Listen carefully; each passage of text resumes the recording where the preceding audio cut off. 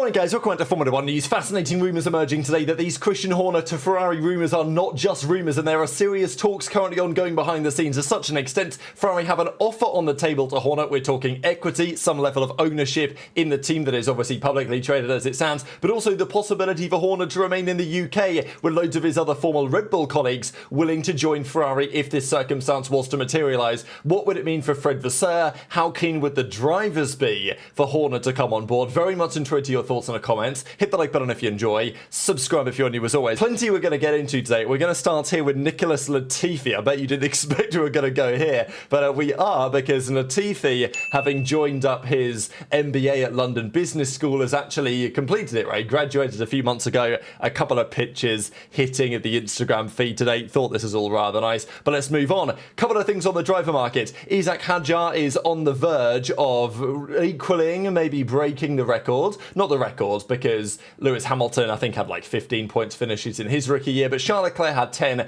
Max Verstappen had 10, and look, the McLaren that Hamilton drove was a great car. Isack Hadjar, 8 points finishes so far this season. Can he tick that number up even further? The reality is it probably doesn't matter. He's still going to get that Red Bull drive next year. Now, Hadjar is no longer in the fight for the World Championship, nor is Antonelli, nor is Hamilton. There are 5 drivers left mathematically in with a shout of winning this year's championship.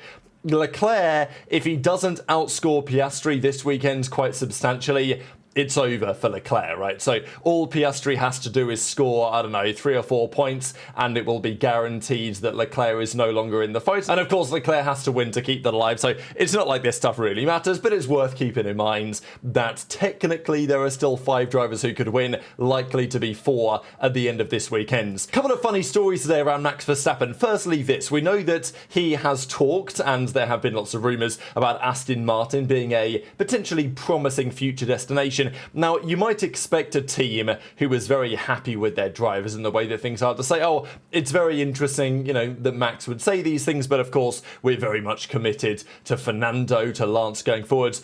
But Andy Cowell says, damn, it's really flattering, right? Thanks, Max. Showing some media interest in us, saying that, well, they can maybe do something. Adrian Newey's over there now. They've got the setup. They've got the factory in Silverstone. They've got the Honda partnership. So Aston Martin like, yeah, good job, Max. Damn right, gas us up that we're taking the right steps, but we're determined to succeed. And also, you want to join us on this program? That might be a good idea as well. The other funny drama today with regard to Max was this. So this is a famous clip now that came out of Abu Dhabi last year. You guys remember what happened in Qatar when Max got that one-place penalty for impeding or dangerous driving, whatever it was, against Russell. Russell went to the stewards and complained about it. Max basically said that he'd never heard anyone cry so hard about anything in their entire life. So there was all this beef. It had, of course, started in Baku a couple of years before when George and Max had a bit of an argument. Last year, it kicked off a little bit further. And then we saw in Abu Dhabi, George decided to take no prisoners and came out swinging in the media interviews and had a fair few words to say for Max. This is the famous, whenever anything is not going his way, he lashes out in unnecessary anger and borderline violence. And to be fair, as phenomenal as Max is, this comment did age quite well if you watch the Spanish Grand Prix this season, as we know. But this is just a hilarious clip, obviously. And there's now a bit more context on it. Now, I understand there's a reason why this context is coming out, because Ted Kravitz has just released his new book. I've not actually got it, maybe a good Christmas present in there, but Notes from the Pit Lane, it's called. Now, he talks a little bit about this moment when Russell then decided to fire back, right? Because Russell felt like, I mean, what did Verstappen say? He was two-faced or something? I think he called Russell two-faced in Qatar. And then Russell wasn't happy about that and decided that he was going to fire back. So this is the way that Ted Kravitz describes it. And it's quite funny, this, because it's quite clear that this is very orchestrated from Russell. A week after Qatar, when Russell arrived in Abu Dhabi, he was in no mood to let the Verstappen situation lie, Kravitz wrote. I'd spent the day interviewing drivers at the TV pen, but hadn't yet heard any earth-shattering stories. A minute before his time slot, up strode George. He called me over to the edge of the pen. Make sure you ask me a follow-up question. What do you mean, I asked. He replied, I'm going to give it back to Max. I've had enough of him bad-mouthing me in the press, and I'm going to call him out on his bullying tactics. I know you're only supposed to ask me one question, but never mind that. I'm up for as many questions as you like. And then this is funny because Ted was like, hang on, where are you going with this, right? Are you wearing a Drive to Survive microphone? Which he wasn't. I asked him if he was sure that he wanted to escalate because, to start another fight with Max is usually one you're not going to win. As Ted says, never an easy battle to win. He said he was positive and away he went, right? And he went on this rant that is now rather famous. So pretty funny that George was like, Ted, I want you to ask me this. Presumably, I can only imagine, George had this one practiced in the mirror, right? Like he had this talking point, he had exactly what he wanted to say ready to go, and well, he let it rip, didn't he? And I really hope that we get a title battle between these two guys at some point. Maybe next year it's possible. We've had some good racing between the pair, but it would be a proper titanic battle, I think, if we had George and Max duking it out for the championship. It would be drama every weekend, to be honest. Now, talking of drama, McLaren have been in the thick of it over the last few days, certainly around Alex Palou, IndyCar champion. There's all this drama because he was going to sign for them, because he believed that, well, he actually did sign for them, because Zak Brown, in his eyes, convinced him that he would at least be in the running for an F1 seat. Zak Brown said, I never did that, and Palou, as a result, is getting sued for $20 million.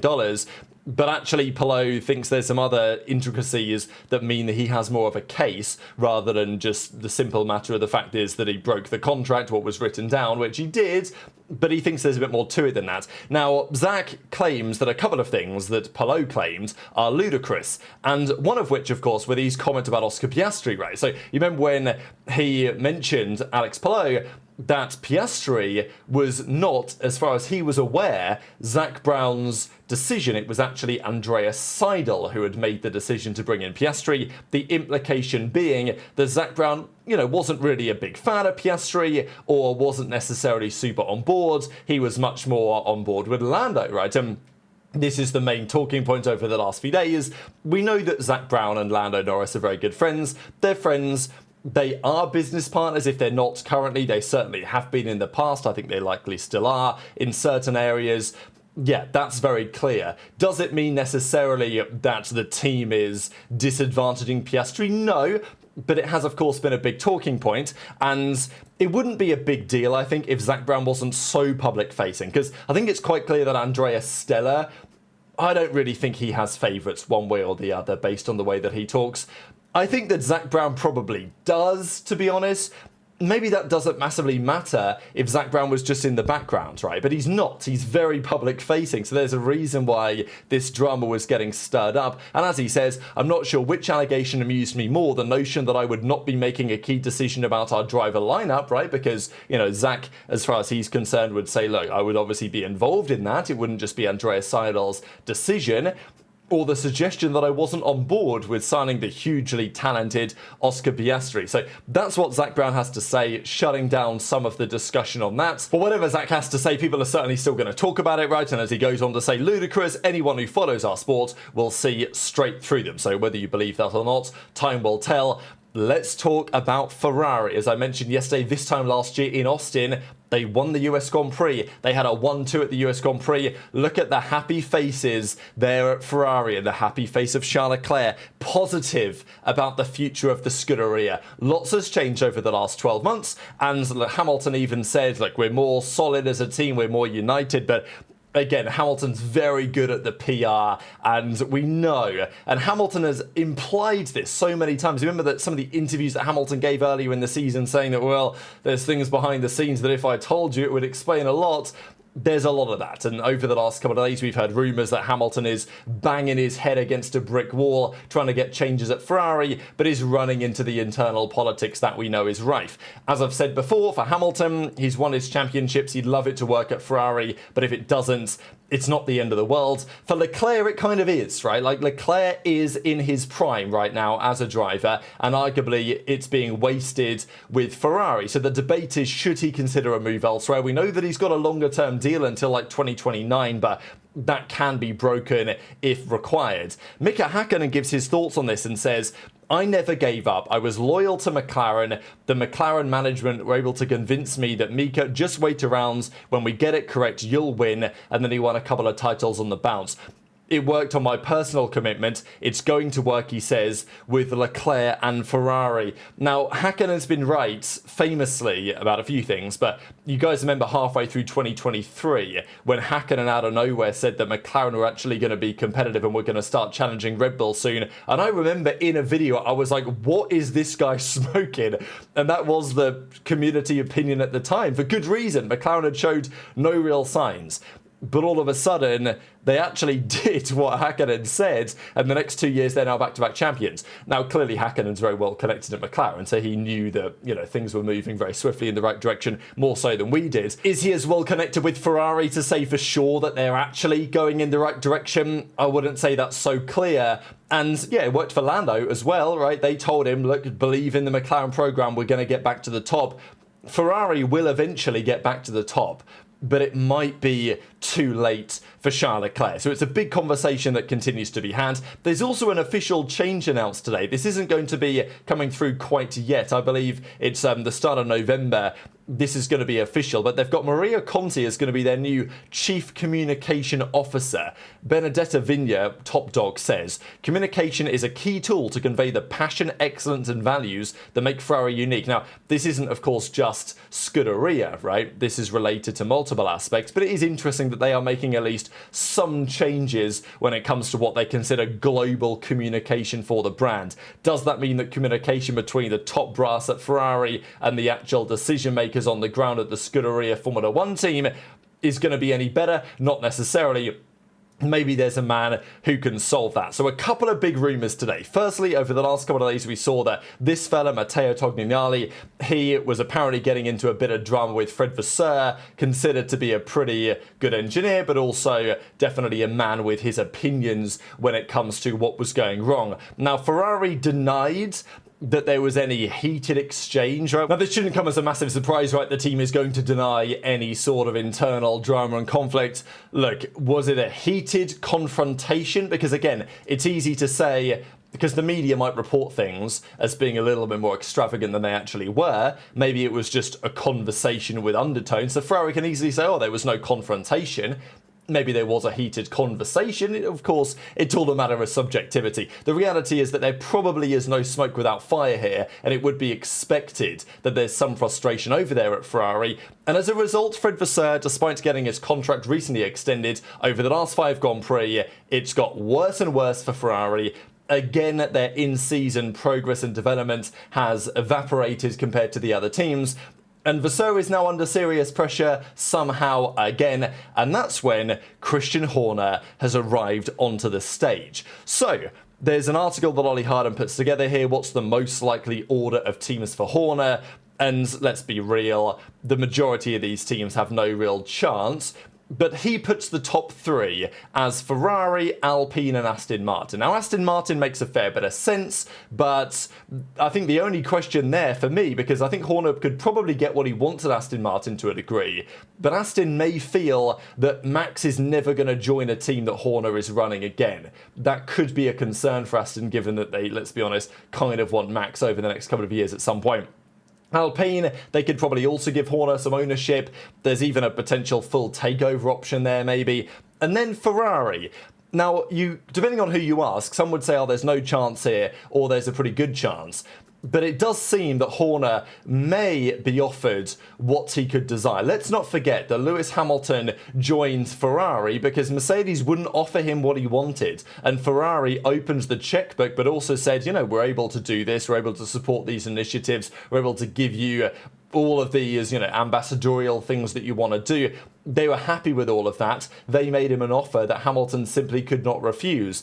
And if they're going to make all that work for Hamilton, then maybe if they really think Christian Horner is the man to help them back to the top, it's worth considering. So Brick Boosted, who, big Ferrari guy, clearly pretty well connected there. He has a source. Just keep in mind, this is a source, not a combination of sources. This isn't the absolute best quality journalism you're ever going to find, but it is backed up by another article today from Gazzetta saying that there is some fire here, given the smoke. Now, his source says, Horner is concerned about this because it's a poison chalice. We know that, as was the second seat at Red Bull and still is. The team's reputation for rapid turnover at the top has made this a decision that demands consideration. But of course, if you are Horner, I mean, we know what Horner is like. We know what his ego is like. We know how he battles with Toto Wolff. Could there possibly be a more appealing thing for Horner than to join Ferrari and get them back to winning championships? Like, that would be the absolute ultimate ambition you would think of the man, right? And given what we understand about Horner, it would be pretty shocking if he doesn't occasionally wake up at night thinking about, taking Ferrari to the top, right? It would be surely the dream of really any free agent team principal, especially the likes of a Christian Horner, who, given what he's done at Red Bull, it just makes a lot of sense that he would at least be excited by that proposition. But it would have to work. It would have to work for both parties.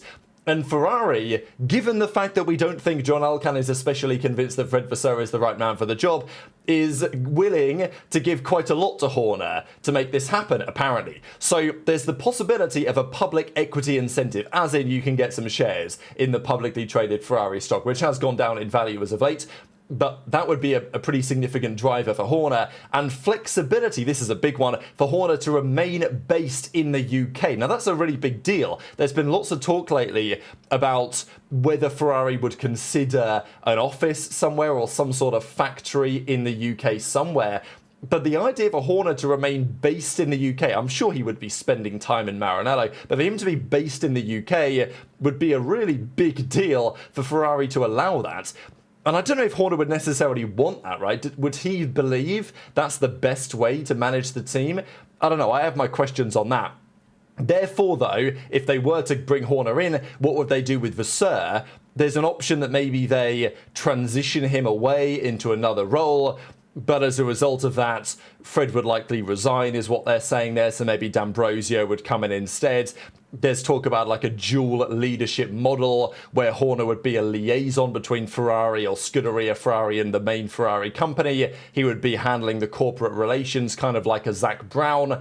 That's another option. Would Horner want that? Who knows? Brake Booster gives his own opinions here and kind of says that Ferrari want to keep Fred in the picture, even with Horner potentially arriving. But also, Horner can't join until the middle of next year anyway, so they do need to keep Fred around. And as Brake Boosted says, we know that Vasseur is well liked by the drivers. Breaking that up could cause some serious problems. As we mentioned, there are personal hurdles, let's say, for Horner to make this make sense.